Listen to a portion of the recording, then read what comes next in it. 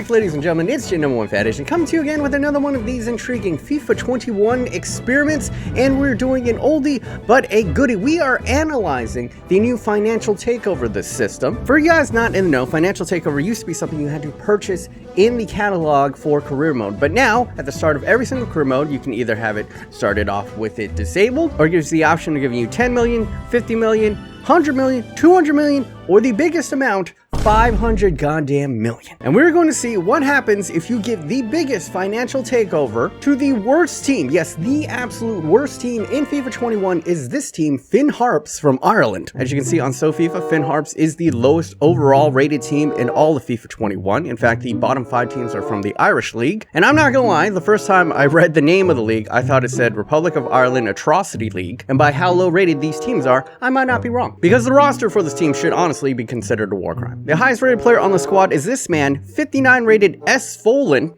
and he doesn't even have a face. So if we can take these Holocaust survivors and place them into the Premier League, honestly probably the most competitive league in the world, and give stupid Finn Harps the biggest financial takeover, which is 500 million, and see if we can win the Premier League in our first season in there. Because if we could do that, then essentially, you should never use Financial Takeover because it would just be too easy. But that is a big if. We're going to see if I can actually do it within one season. And if you're excited to see what the results are going to be in this experiment, go ahead, take your hard right nipple, smush into the like button right now. Subscribe if you are new. So boom shakalaka, we are putting Finn Harps into the Premier League. I've taken out the worst rated squad in the Premier League, so they're going to be going up against pretty much all the killers. You know, the Manchester Cities, the Liverpools, the Manchester United. So yeah.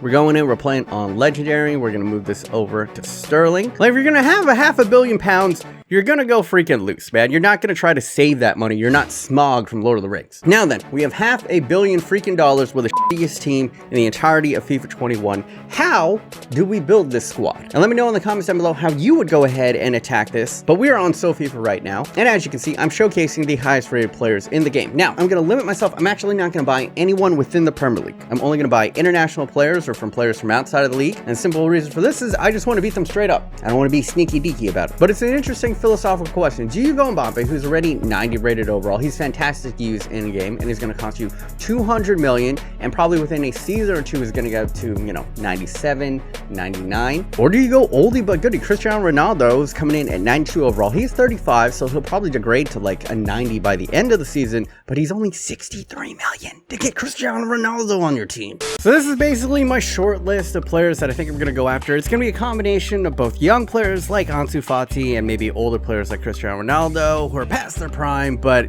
still, as you can see, 63 million, or you can get Erling Haaland for like 92 million.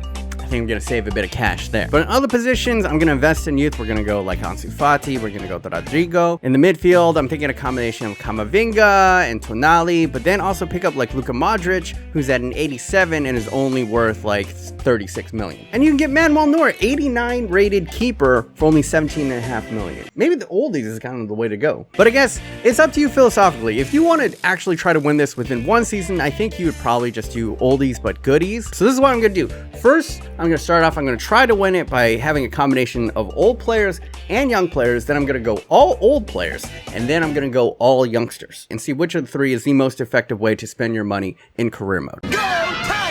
All right, so we have jumped ahead in time. I made all my transfers for this mixed squad initially. You can see that my starting budget was $500 million freaking sterling, and what I have left after constructing my new team is roughly about 14 million. And these are the players that I got. I brought in Ansu Fati, he cost 25 million. Camavinga cost 33. Luka Modric, we got a pretty good deal, 37 million. Manuel Neuer, we did have to overpay a little. He was only worth about 17.5 million. We paid 30 million, but I think for an 89 rated keeper stay longer, it was worth the investment. We got Rodrigo for 51. He was one of our more expensive signees. Sergio Ramos we got for a pretty good price, 35 million. Tonali, great investment at CDM. He came in for 26 million. Godin with 16 million. And then probably our best deal, Cristiano Ronaldo, 79 million. He was worth about 63. But we are getting the highest rated striker in the game. He is age 35, but as I said before, we're going to test it, see how much he's going to degrade throughout the season. Then I brought in some depth with Doku, 6 million. Van der Voort, backup keeper, 4 million. Emerson's our starting right back at 33 million. And we got a couple of backups here. Almeida, 13.5 million. Bodu, backup striker, 15 million. We got this kid Pembele from PSG for 2 million. He can play all across, center back, left back, right back. And then I went I went old but reliable. Alexander Kolarov was going to be our left back.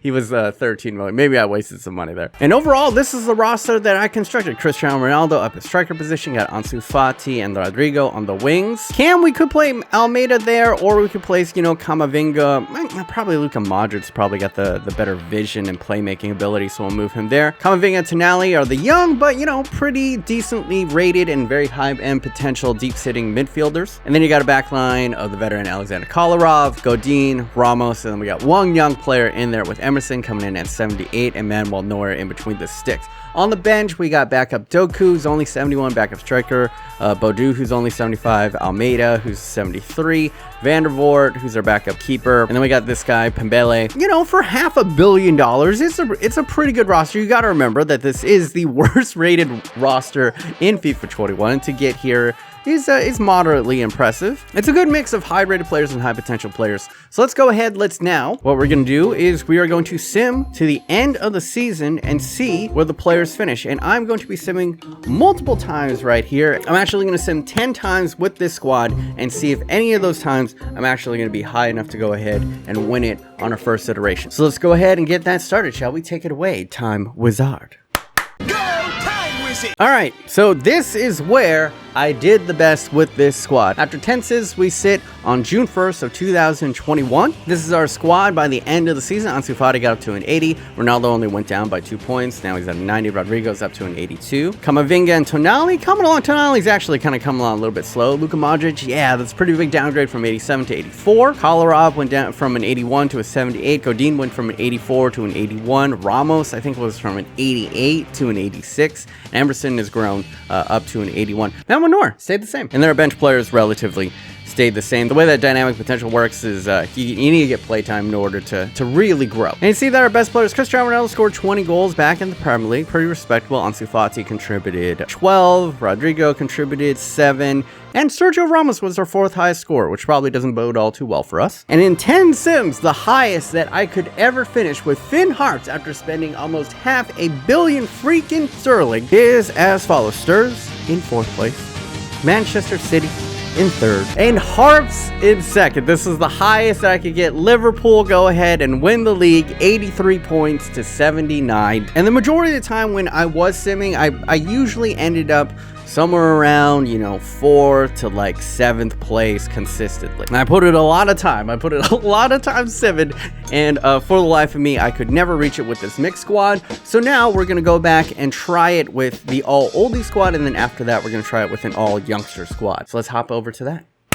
All right, so now we're in take 2. This time, I'm using the 500 million to only buy older players. So, you know, like players in the twilight of their careers, but still very high rated. And on that note, I think I got some pretty decent deals. We got Luka Modric for 38 million, Chiellini for 24, Marco Reus for 50 million, Handanovic for a paltry 13.5, Ramos for 35, Fernandinho for 16. Okay, I cheated a little bit on Fernandinho, because technically he is from the Premier League, but I mean, he's not a starter for Man City. You got Jesus Navas for 16, Cristiano Ronaldo went for 90 in this one, which was a little bit over. In the previous version, I actually got him for like 72. And yeah, the big one is I got both Cristiano Ronaldo and Lionel Messi. Both of them are going to be playing for fucking Harps, the worst team in fucking FIFA 21. Rounded off, we got the husk of Robin and Kolarov for 9 and 7 million. With our starting 11 looking pretty damn nasty, you got Ronaldo, Messi, Royce, Modric, Fernandinho, all 85s. A backline of Sergio Ramos coming in at 89, Chiellini at 87, then Handanovic at 88. The lowest rated player on here, well, you know, Kolarov and Robin. But for the most part, you got a lot of world beaters and multiple Ballon d'Or winners in here. And as you can see, I started out with a budget of 500 million euros. I spent 410 million euros, and now I only have $1 million left. And now that I've created this New Age Galacticos, I'm going to sim to the end of the season multiple times and see if we can actually win it with a team of Lionel Messi and Cristiano Ronaldo. So let's find out.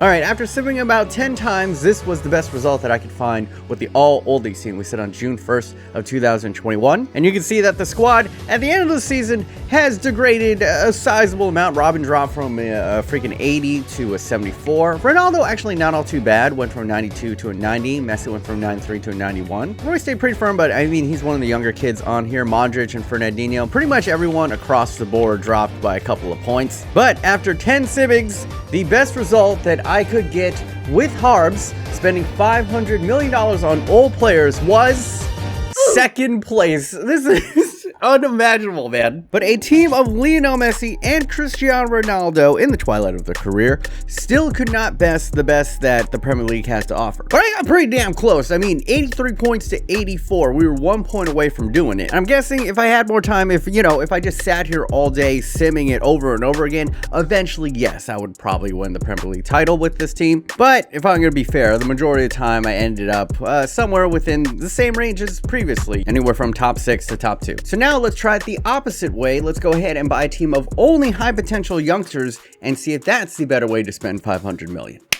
All right, so this is the save where I only bought the best high potential youngsters for 500 million. We got some scrubs here and there for 6 million, some backups, but the big guys that we purchased is Upamecano for 63 million, pretty penny.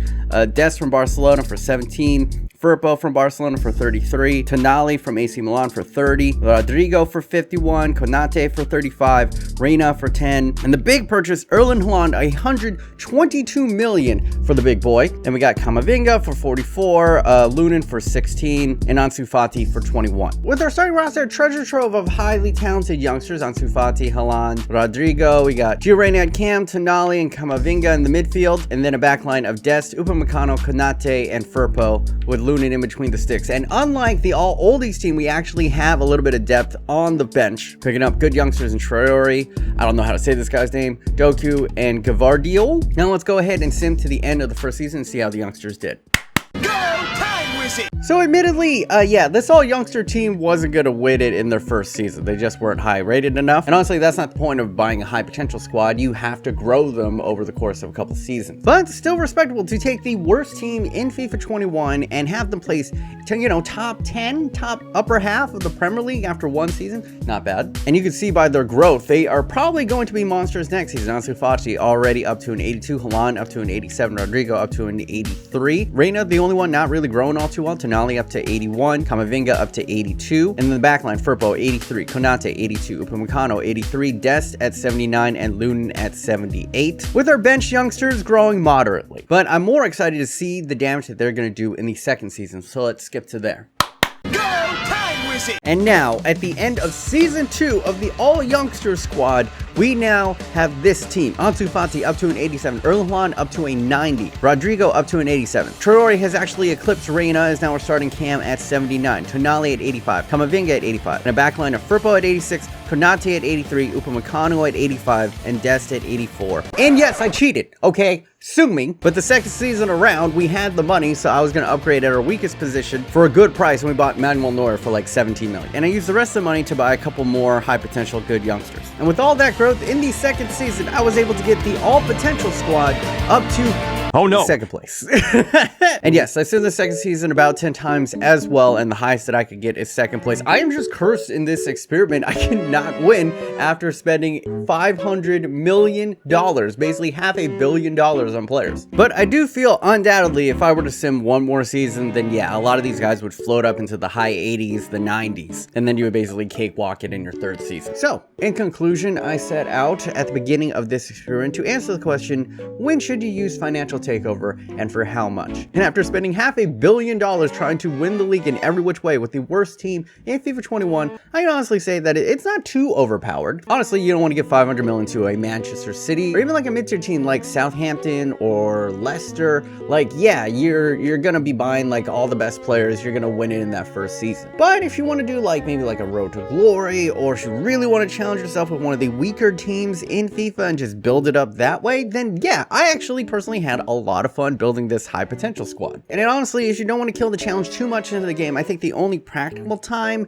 that you should be using financial takeover is if you have 1 to 2 players that you just have to have on your team. Then I cannot fault you for putting 200 million, 50 million, however many million into your transfer budget so you can go ahead and purchase them first thing in your career mode. And this is kind of like your starter Pokemon for the rest of your save. And on that note, I think I'm going to bring this experiment to a close. Hopefully you guys learned something about career mode. Maybe it'll change your mind to, try a couple of new things out, try some different things out. And speaking of trying new things out, I'm going to be putting out something a little bit different come this Black Friday. So stay tuned to this channel, turn on the notifications, because I'm going to be doing a breakdown of games like FIFA 21, Call of Duty, and Heroin. that's going to be the teaser. But alas, that is going to be it for me. I'd like to say a personal thank you to all of my patrons keeping the lights on, keeping this fat Asian alive and well during the global pandemic. I cannot say thank you to all you guys. Love you all. If you want to join the $1 army, go ahead and click up on the eye thingies over here. But that is going to be it for me. If you want some other content, go over and click over here as well. But until next time, stay healthy, stay safe, and as always, stay thick, brothers.